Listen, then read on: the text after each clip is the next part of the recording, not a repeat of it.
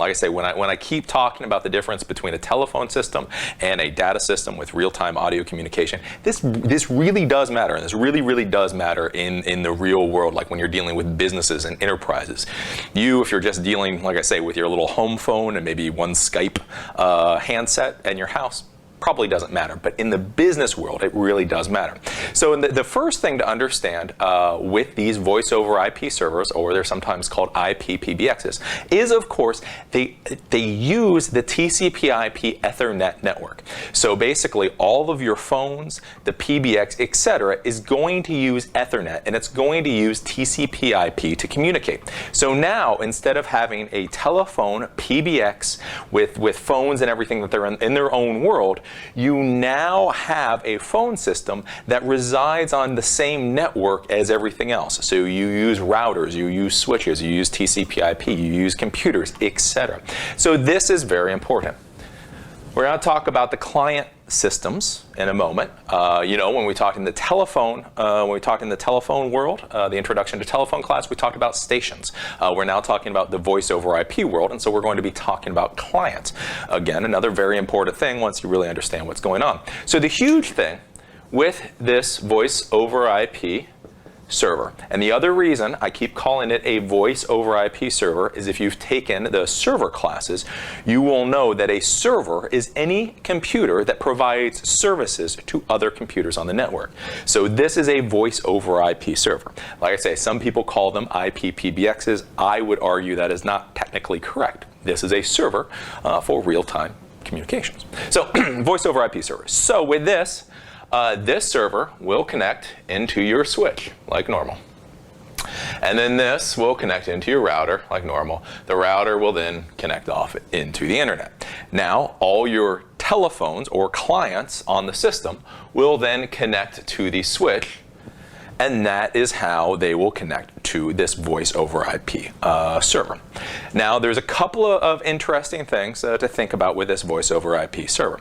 The first is you can have, your client computers or your client telephones connect to the voice over IP server. In the other classes is trunk lines. So how do you call in and how do you call out from a voice over IP server?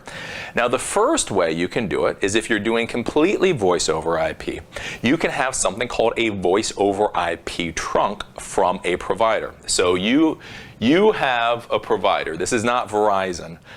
It's like a company called OnSIP.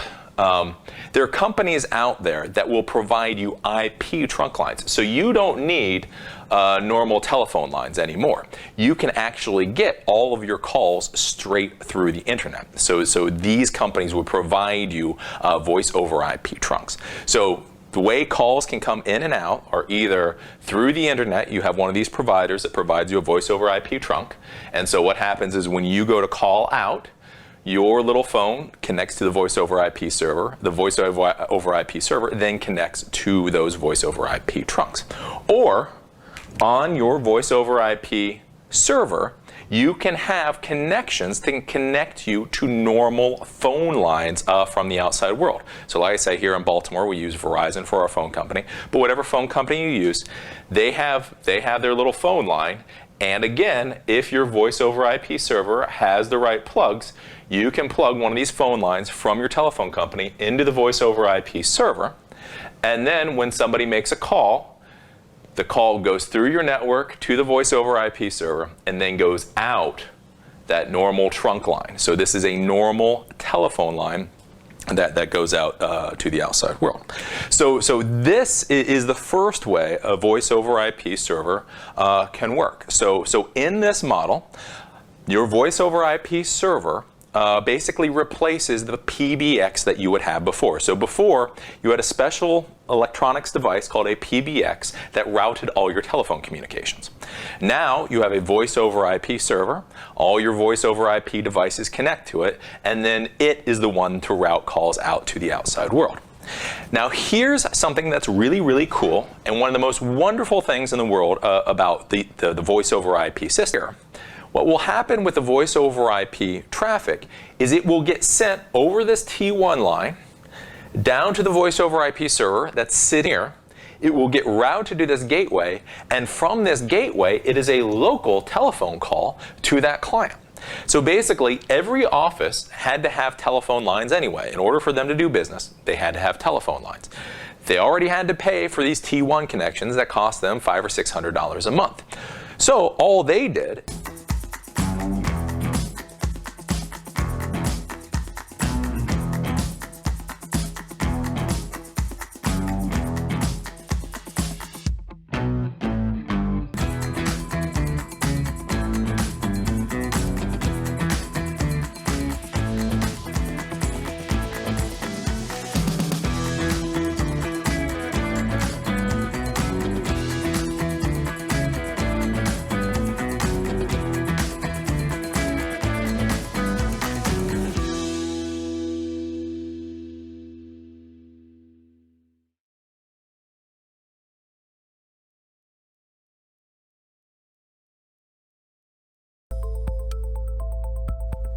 How to make a phone book on a Fanvil IP phone.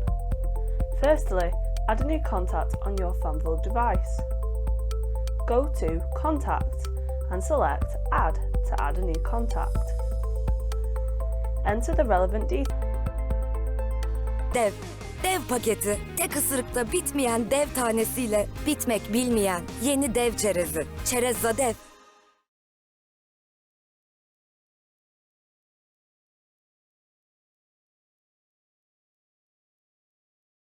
Hello again. As you know, I'm Eli, the computer guy over here for Everyman IT. Today's class is on call routing. So this is the second class in the telephone to your telephone system, what happens to the calls. And then also something that you may not think about, things can be programmed into your telephone system, into your PBX. So this class is call routing. Give me a second and we'll dive right into this.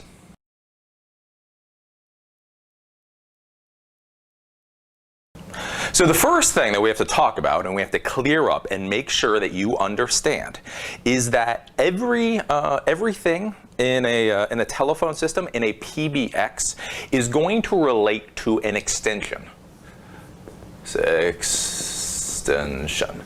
So you know when you voicemail boxes. So we talked about in our telephone systems where you can have voicemail boxes without telephones associated with them. So voicemail boxes has extensions. So those things you probably understand. Well then, intercom systems. So if your telephone has an intercom system, so you can go in, you can dial a number, and let's say you can talk to the warehouse. So you can say, hey, is anybody in the warehouse? Can you please come up front?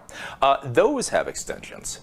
But things like auto attendants. So auto attendants are when you are the computer guy, the best place for computer repair, technology support, press 2. And auto attendants, every single auto attendant that you 806 or 809 or